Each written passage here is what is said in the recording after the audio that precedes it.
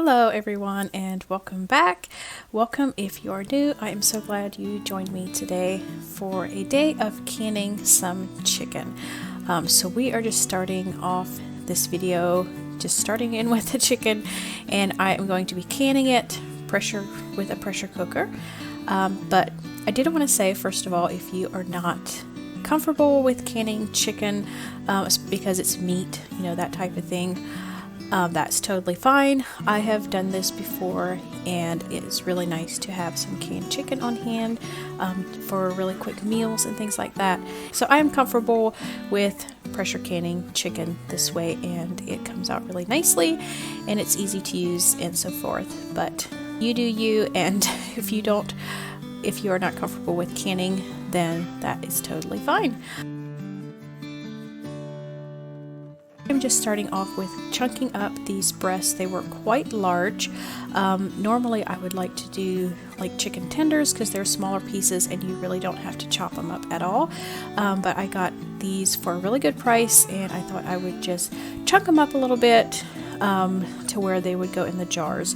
Another thing that would help is to use like the wide mouth jars, but I didn't have a lot of those, so I'm just using the small mouth, just using what I have. But I'm basically just slicing up the breast and kind of cutting out the parts that I don't want to use kind of as I go, just cleaning up the breasts and then just chunking them in larger pieces to where they fit in nicely in the jars and where they'll come out of the jars once they're cooked. We're just putting them into pint-sized jars. You could totally do this in quart as well, but I have lots and lots of pint jars, so I'm going to go ahead and use up these first of all. And besides, it seems like a pint jar is a perfect amount for like a recipe or like for our a meal for us. So we have 80 pounds of this breast to get put away, to can. So this is a several day process. I did not get this done all at one time. It does take quite a while for pressure cooking, of course, because it is meat. So yeah, this was a multi-day affair to get these all put in jars and get everything cooked. So once I have a canner full of jars, I am going to go ahead and fill it up to the neck with water, and then taking a knife in the sides, kind of burping the jars, making sure that the water, there's no air pockets or anything, just getting it nice and full up to the neck, covering the chicken with water.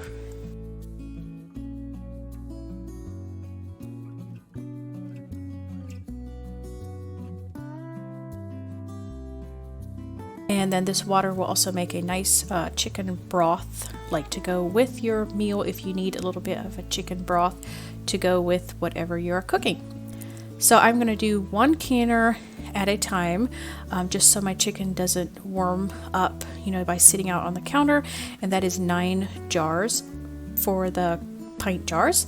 And then I'm adding almost a teaspoon of salt into each jar on top of the water. Next, we're just cleaning off the rims, making sure there's no nicks, making sure there's no salt on the top of the rims as well. I am using these new canning lids that were sent to me to be used. I'm super excited to try them, see how they work. Just getting them out of the box, they seemed nice and sturdy and very good quality, and the seal seemed really good as well.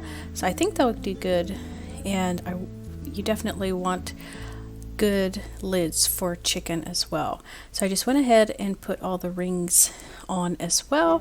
Got those ready to get put into the canner once it is empty again. And then I just got the rest of my chicken into the sink here, and I'm just gonna cut up some more, get the next canner ready. And I am going to start slicing these up into cold water, and just to keep them nice and cold, and then I'll add ice to keep them thoroughly cooled down. We definitely don't want our chicken to be warming up at all, so I'm going to keep ice on it and then just keep chopping up all my chicken. And the plan was to just get everything sliced up and put into the ice water. That way that part of the job is done, and then once I need another canner full, I can just quickly fill up some jars.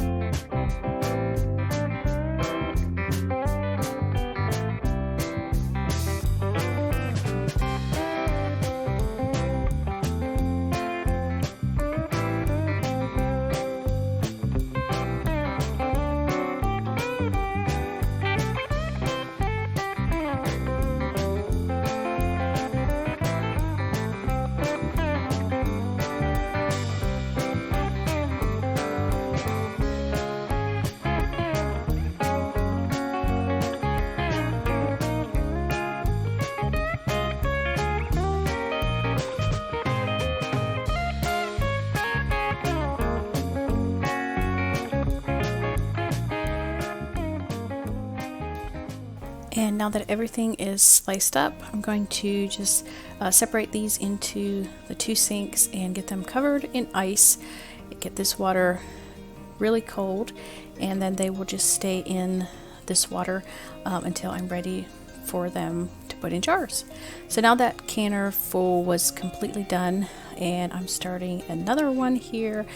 And so I'm just putting in my 9 jars, making sure that they don't touch each other, giving them a little bit of room, putting the lid on, and then of course making sure that it is sealed correctly. The little tab is right, and then turning on the burner.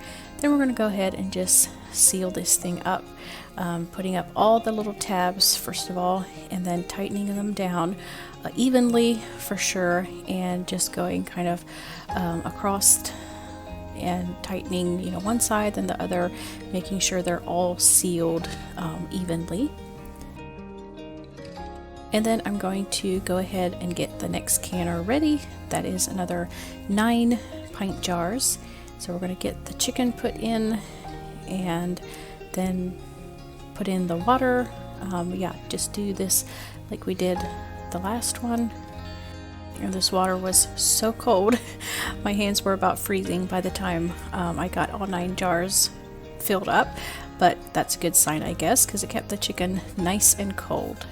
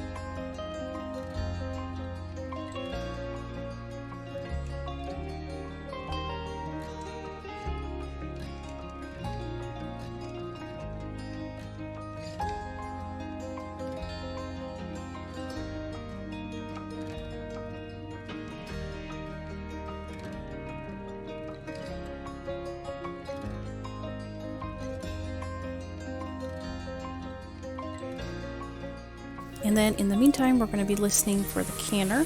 And then when we hear the air coming out really nice, there's a good steam flow going, we're going to time this for 10 minutes. Now this may be different with your canner.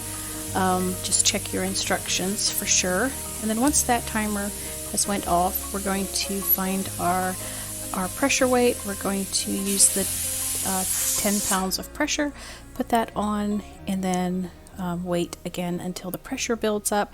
This usually doesn't take that long, and then you will definitely hear once the pressure is up, you'll hear jiggling, and then you'll just want to decrease your burner. And you kind of, as you do more canning, you'll kind of figure out where your burner needs to be turned to get your 1 to 4 jiggles per minute. And then once you have that set right, you'll want to do 80 minutes, which is 1 hour and 20 minutes, and that is how long the chicken needs to be at 10 pounds of pressure for pints, and that is how I did mine. You'll just want to keep an eye on it, you know, make sure your pressure is correct. Yeah. And then once that timer has went off for your 80 minutes, you'll turn the burner off and let everything just set there. You don't want to mess with the pressure cooker at all. Just leave it be until the pressure has went all the way down to 0. Then you can take your pressure gauge off and just start loosening up the seal there. Again, just kind of unsealing it evenly, and then open the lid away from your face, of course. And then we're going to go ahead and take these out, and I always just put my jars on a tea towel or something to let them rest, and then I let them rest for a good 24 to 48 hours before doing anything else with them. And then we're going to go ahead and get the next batch started right away. Another 9 jars of pints.